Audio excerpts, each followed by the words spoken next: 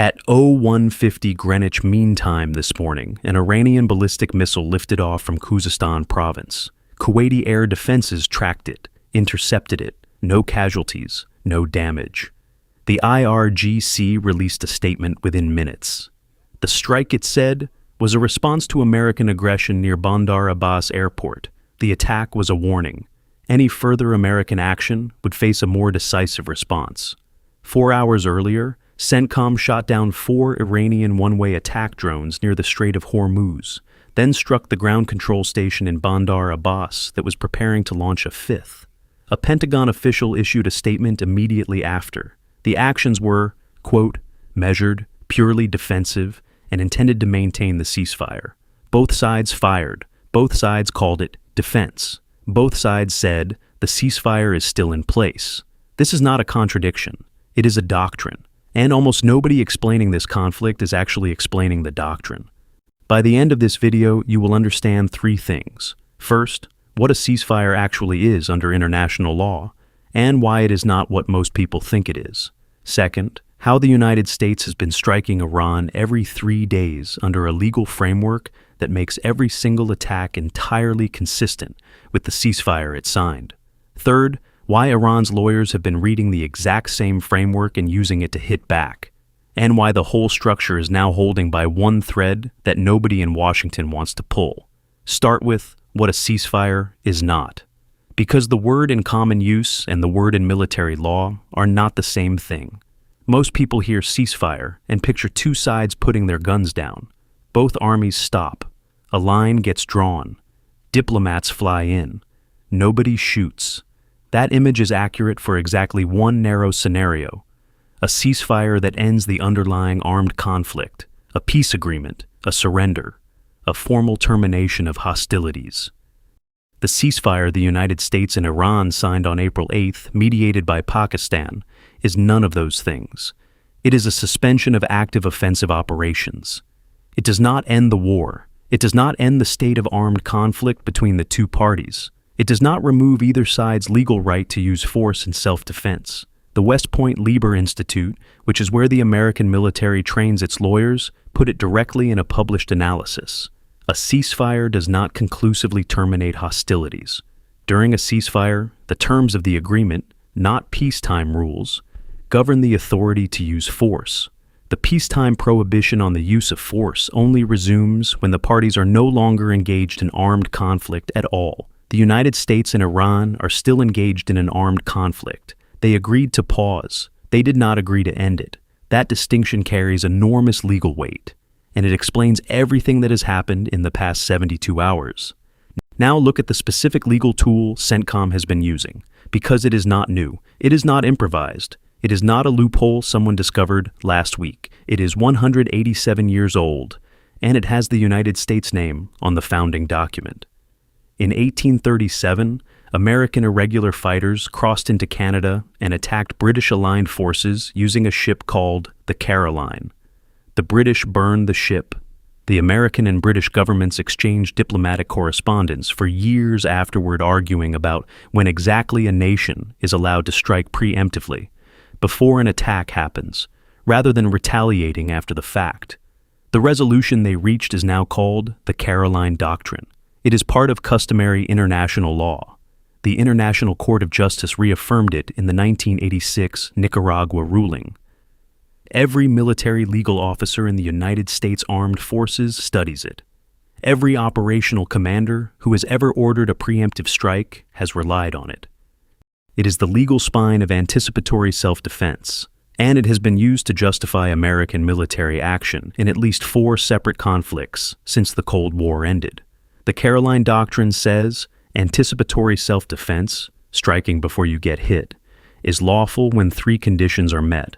The threat must be instant, it must be overwhelming, and it must leave no choice of means and no moment for deliberation. Read that again. No moment for deliberation. A drone sitting on a launch pad with its control station active, about to be fired at American warships or commercial vessels in the Strait of Hormuz, meets all 3 conditions simultaneously. The threat is instant. The launch sequence is already running. It is overwhelming in the context it creates.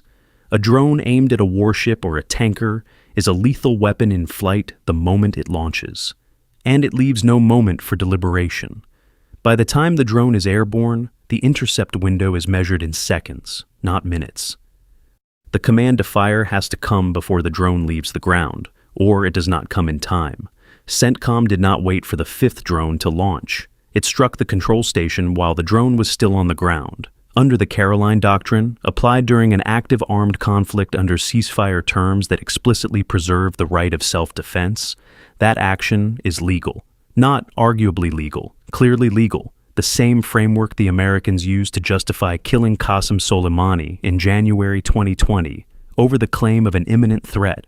The same framework Israel has used continuously in Syria for 6 years to strike weapons transfers before they reach Hezbollah. The doctrine is well worn. The legal paper trail runs back almost 2 centuries, and it has never been successfully challenged in any international forum. This is the doctrine behind the strikes. It is not ambiguous. It just requires reading something other than a press release. Now look at Iran's side of the same coin, because Tehran has been reading the same playbook. When the IRGC fired a ballistic missile at a U.S. airbase in Kuwait this morning, it did not call it an offensive operation. It called it a retaliatory strike, a response to aggression. The language is precise and deliberate. Iran is not claiming it resumed hostilities. Iran is claiming it exercised its own right of self-defense in response to an imminent threat. The American airplanes that struck near Bandar Abbas airport hours before. The IRGC statement said the base it struck was the base from which the American attack was launched. The logic is a mirror image of the American logic. You struck us from that base. That base is therefore a continuing threat. We have the right to strike it before it strikes us again. Both arguments are made using the same legal structure. Both reference imminent threat. Both invoke self-defense. Both are supported by the same body of customary international law. And under the ceasefire terms as each side interprets them, both are consistent with the agreement that is theoretically still in force. This is not hypocrisy. It is the predictable consequence of signing a ceasefire that neither side believes actually ends the conflict. When two parties at war agree to pause but not to stop, the legal right of self-defense does not disappear. It just becomes the only weapon either side is allowed to acknowledge using. Now stop and look at what has happened in the last 3 days on a timeline, because the sequence matters more than any individual event. Monday, May 25th. 2 IRGC vessels are detected laying naval mines in the Strait of Hormuz, the same mines the Navy cannot clear quickly and may not be able to fully account for. A surface-to-air missile site in Bandar Abbas locks onto American warplanes simultaneously. CENTCOM responds within the hour. Both IRGC boats go to the bottom of the Gulf. The SAM site is destroyed. CENTCOM calls it self-defense. Negotiations in Doha continue the same afternoon, as if nothing happened in the water below the diplomat's flight path. Wednesday, May 27th. Iranian state television broadcasts the text of an unofficial draft agreement under which the Strait of Hormuz would gradually reopen within 1 month, managed in cooperation with Oman, in exchange for a drawdown of the U.S. blockade. The White House calls the broadcast a complete fabrication. Secretary Rubio says a deal could take a few days. Trump says Iran wants to make a deal very much, then adds, alternatively, we will have to just finish the job. That same night, Iranian forces fire on 4 ships attempting to transit the strait without IRGC coordination. American forces respond. 4 drones intercepted. Ground control station struck. Thursday, May 28th, 0150 Greenwich Mean Time. IRGC ballistic missile toward Kuwait. Intercepted in the air by Kuwaiti defenses. Oil prices rebound 3% on news of the exchange. Stocks fall. The dollar rises.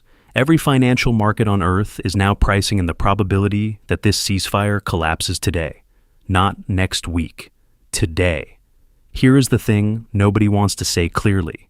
A ceasefire in which both sides are striking each other's military assets multiple times per week is not a ceasefire. It is a war with a press office attached to it. The legal architecture allows both sides to keep firing while calling it defense.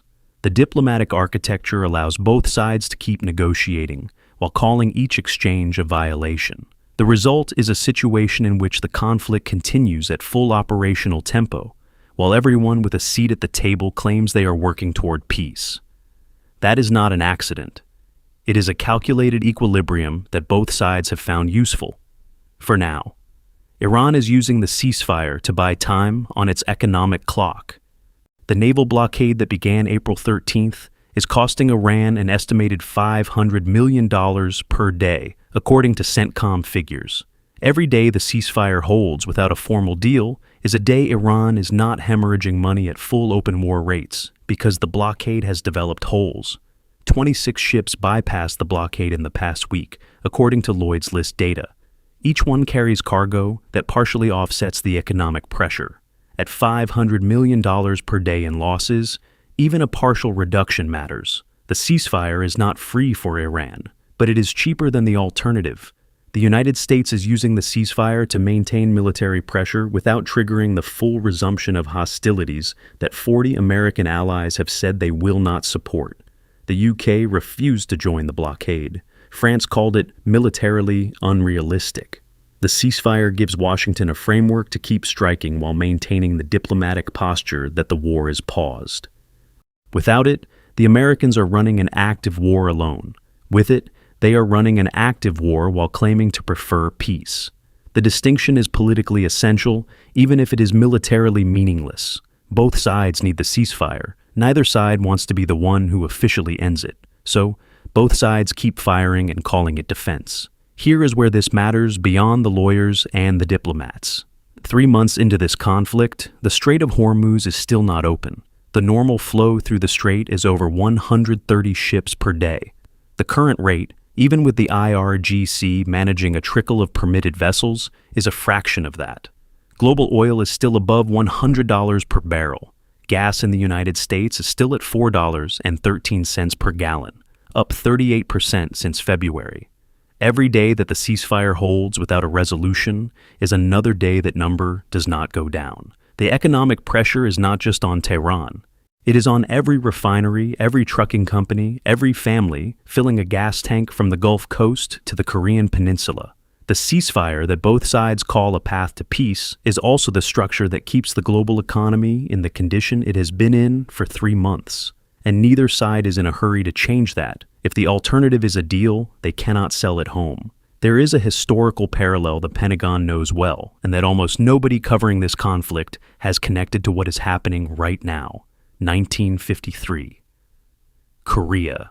The armistice that ended active fighting was signed on July 27th. Both sides continued firing for hours afterward, as units in the field had not yet received the ceasefire order. In the months that followed, both sides continued probing operations, intelligence activity, and small unit contact along the demilitarized zone while insisting the armistice was in force. The armistice held. The underlying conflict never ended. Korea is technically still in a state of war today, 73 years later, because an armistice is a ceasefire, not a peace treaty. It suspends hostilities. It does not end the conflict. The guns slow down. The war does not. The Iran-US ceasefire of April 8th is structured identically. It suspends active offensive operations. It does not end the armed conflict. It does not remove the right of self-defense. And it does not resolve any of the underlying conditions that started the war. The nuclear program is intact. The IRGC toll system is still operating. The mine-laying continued this week while Iranian diplomats were sitting in Doha. Every condition that produced this war is still present. None of them has been resolved by 7 weeks of ceasefire. What has been resolved is nothing. What has been postponed is everything. The draft agreement Iranian state television broadcast on May 27th reportedly included the gradual reopening of the strait over 30 days in exchange for a pause in blockade enforcement. No mention of the nuclear program. No mention of IRGC disarmament. No mention of the mines on the seafloor that Iran itself cannot fully account for. A 30-day opening in exchange for an indefinite restoration of Iran's primary source of revenue. The White House called it a fabrication. But Trump said Iran wants a deal very much. Rubio said a few days. Neither statement sounds like a starting position. Both sound like people who are close to something they cannot yet agree on. And underneath all of it is the nuclear question. the one issue no official statement on either side addresses directly. On May 27th, Trump said publicly, they are going to give up their highly enriched uranium, not for sanctions relief. No, not at all. That is not a negotiating position that produces a deal in days. That is a maximalist demand that Iran has not accepted at any point in 3 months of conflict. Highly enriched uranium is the one asset Iran possesses that no conventional military strike can recover once it is surrendered. It is the last piece of genuine leverage that a regime which has lost its supreme leader, its regular navy, and its conventional military deterrent actually holds. Iran will not trade it for a blockade pause. Iran may not trade it for anything short of a guarantee that the regime survives. That guarantee is not on the table, which means the current equilibrium may not be a temporary condition on the way to resolution. It may be the stable condition. The war does not restart with a dramatic escalation that everyone sees coming. It continues as a low-level exchange of calibrated strikes, each one legal under the doctrine both sides signed, each one incrementally wearing down the structure that neither side officially wants to abandon, until one strike goes slightly too far, hits the wrong target, kills the wrong person, and the press releases stop being enough. This morning, 4 Iranian drones intercepted over the strait. A control station in Bandar Abbas struck before a 5th could launch. A ballistic missile toward Kuwait caught in the air. Oil up 3%. Negotiations continuing in Doha. Trump saying either a deal or we finish the job. The IRGC saying any further aggression will face a more decisive response. Both sides are still firing. Both sides are still talking. The ceasefire is technically in force, and the legal doctrine that allows all of this to be simultaneously true has been operational since 1837. So, here is the question. Is the current framework a controlled de-escalation path toward a real agreement, 2 sides managing their way toward a deal that neither can publicly admit they need? Or is it a slow collapse, where each calibrated strike makes the next one slightly more likely until one exchange crosses the threshold and nobody in the room has a plan for what comes after? Write controlled path or slow collapse in the comments. The people who land on opposite sides of that line are about to have a very serious argument under this video. We are reading every reply. The last time 2 nations at war cited the same legal doctrine simultaneously to justify strikes on each other, the conflict lasted 4 more months before the economic pressure broke one side. The clock in the strait is running. Don't forget to subscribe so you don't miss new videos.